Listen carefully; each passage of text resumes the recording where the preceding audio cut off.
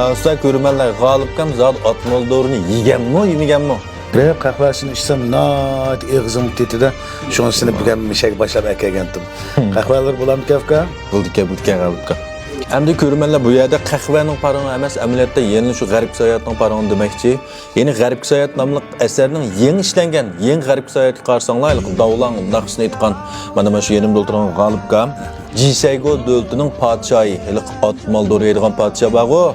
Şu padişahın rolunu ağan, hem de mendin kino doğruluk, kitap doğruluk köp anladınlar. Bugün şu filmin yüzüge katnaşkan ertisini ekleyip, naq meydan tuygularını bir anlap baksak. Nasıl Galipkam eş garip sayatdan qasırma rol elişler yanında kızqarlıq işlem köp uçur diye qılçın. Fikam bu kızgarlık işlerini sözlep gelsem 2-3 günde mi tügümeye dedigine. Cık gep de. Bu gep yaman uzun bir gep.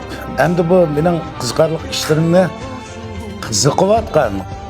Hem anılız kelgenler bu qalsa, bugün yerlik vaqt saat 7'de meninki jibojerim kirip, men bile paranlaşsanlar kalan kızık gepini şu vaqtda dep birman.